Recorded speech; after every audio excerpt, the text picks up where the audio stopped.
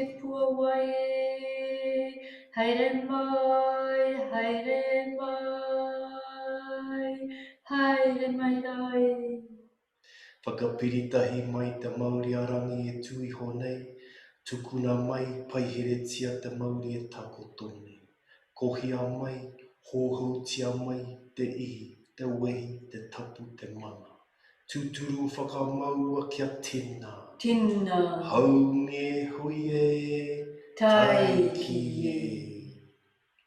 Oh, this is very nice to have you sitting here on my desk in my house for this nice cozy get together to talk about your next formation. So you have a new offering starting next year for your students who would like to go deeper on the path with you.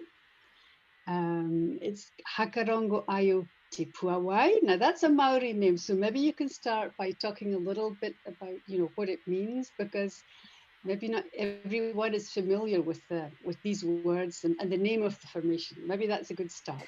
Maybe we have to start with sharing about the names of the former formations. We also wanted to speak about Haka Rongo Aio, because there's a beautiful word, rongo, and rongo is very essential to our formations. Rongo is the Māori word for listen, to sense, to feel. Rongo is also the name of the God of peace, and it's also about sound and resonance. And so Te Kakano is the seed, which was the first formation, so it was our seed formation. And then out of the seed came the first sprout, the shoot, which is Te Tipu, which is the present formation, and we can feel how it is important to have this strength in this very special time to stand strong and to have this power to establish. And Te Puawai is the blossom. And we see it as the first blossom of our formation row because it's the third one. And that means that we have already, by the time we start, we have already worked for 6 years with formations. And then it comes to a first blossom. Naturally, before the blossom comes the button, and then it opens into the sprouting. Yes. Yeah, Te Kakano was 2016 to 2019, right? And then Te Tipu 2019 and ongoing today. So they're still shooting. They haven't reached their height yet. But they have shot already quite high, so maybe their strength at the moment there. We had a wonderful experience when we created the Puawai, this sacred Maori space. And when we returned a year later, there was a bamboo shoot, tall, I think 3 meters high, that had shot up in this short time, 3 meters. So we looked at Te Tipu and said, that's how fast you can grow. And for me, Te Puawai, I mean, there's a preparation phase before we blossom, but the aim is to blossom. And as you said, 2022 to 2025, it's also very interesting to see there will be a big change in the world that we will experience. So they will be part of this big change. It will come from a more power-orientated place to a more caring for the earth, more community-orientated phase. So this is what is really exciting about this new formation. Yeah, because one of my questions is how is Te Puawai, the third formation, different? I mean, is it the same? Do you give the same formation each time, or how do they evolve? Well, those who have attended our seminars will experience that every seminar is different. And so we are working with the dynamics of the group, the time and space of the place, And this is the same as every formation. It's working with the dynamics of the group and where it will be held, and what we're experiencing in the world, in the time and in the space influences the formation. So who may join your formation? And are there prerequisites? I mean, many people may be curious or interested, but is it for specific people, specific categories, or, and what might they have to have accomplished beforehand? My understanding, if you want to join a formation, there has to be already a calling for a change in life or a manifestation of a personal, like a gift that we have within us, and we can feel we would like to bring it to the earth and we would like to accomplish it. So this calling is necessary. So most of the time people join us that are in a phase of change and that like to be accompanied in this phase of change. And so anybody who feels a deep calling, but it has to be really serene, it has to be honest, truthful, and it's necessary that there is a connection to the divine, a longing to be with divinity, with the sacred, with the nature, with natural laws. And I think it's for those who really want to go on this path of transformation. You know, we encourage people to come with a project, or they want to create a project, and we know projects give us the drive or the will to move forward.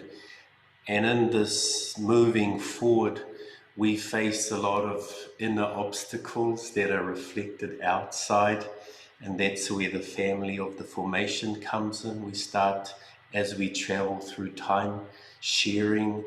We build this platform of trust, or this waka. We're in this boat together, learning about each other, and this trust is happening.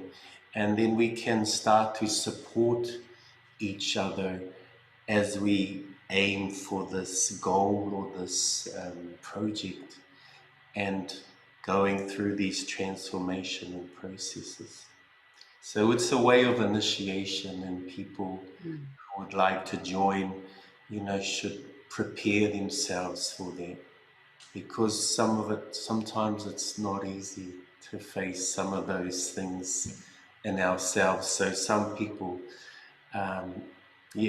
need to be ready to face those, and some people are not ready to face those parts, and that's okay as well.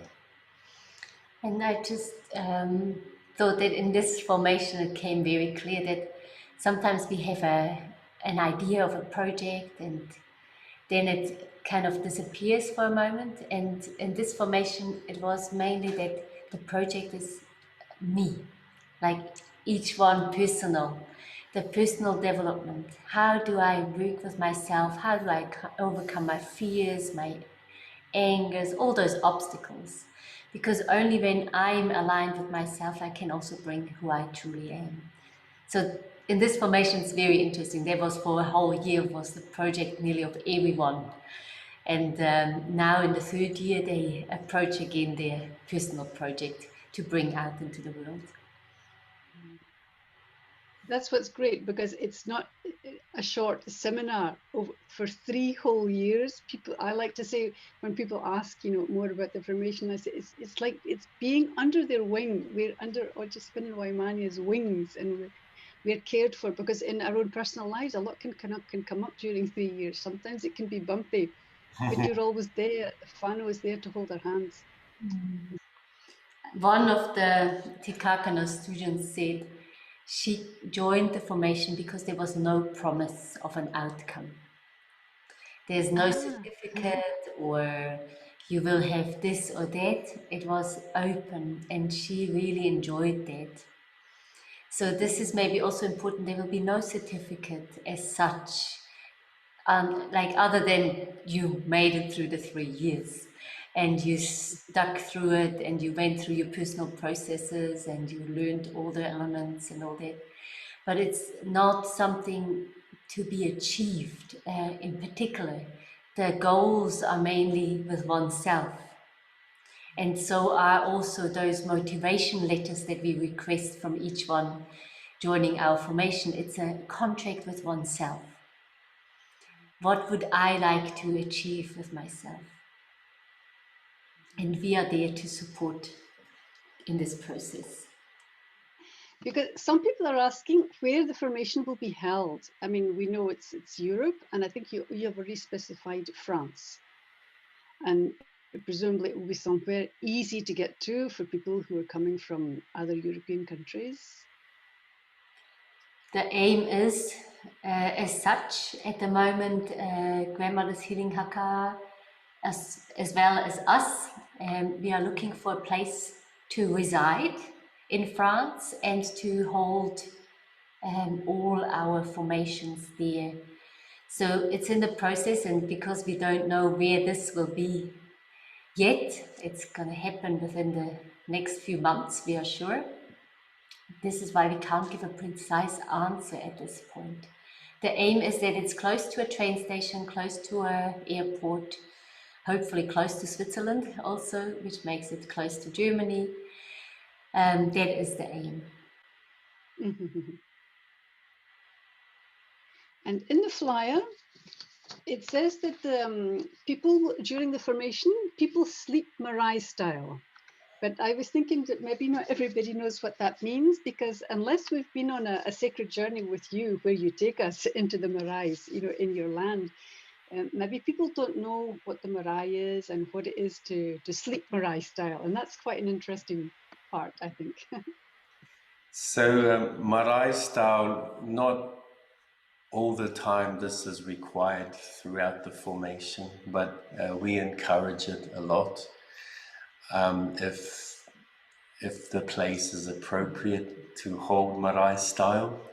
So Marae style in the Maori culture, each tribe or some families have like a community center, and we call this community center a marae.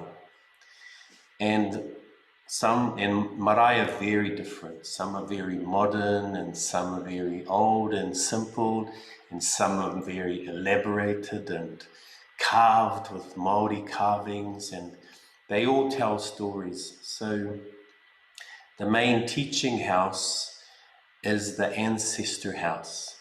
And inside the ancestor house is where we do all the teachings, and it's also the place where we all sleep together. And so this deepens our way we can come together as a family and deepen the teachings. And I like to say we're going on a further journey together in dream time. So it means to sleep in one big space all together, one mattress next to the other, if the sanitary precautions allow, naturally. Like we had to have social distancing Marae style sleep once, and we managed to have the 1 meter distance from one mattress to the other and sleep like this. So naturally we will always stick to those rules that are required. And this is a beautiful different setting to how we think education should be transmitted. So, during the marae style, we share a lot of prayer and ceremony and meditation and song and sometimes theater, and a lot of things happen in between while sleeping in marae style. Like one of the favorite things of people is to wake up together, and Ojasvin and I start singing and everybody wakes up and comes out of the sleep and we sing together a heart melody, for example, and then we go into meditation, and then we start the day. And before we go sleeping, we have a meditation. So this is what is very precious. And Haka Rongo Aio, Te Tipu had the chance to start with Marae style. They had 3 days, and then they had 10 days. So they had a very strong entrance into Marae style. And it's very good because now it's not possible that way, and we don't know when it's going to return. Usually we start more slower and start in separate rooms and slowly approach each other and sleep Marae style, and this time it was the opposite way. And we are very happy because we never knew why. It was very interesting. It just came, message, we have to start like this. Some of the teaching themes or elements that you cover during the 3 years. We made a list.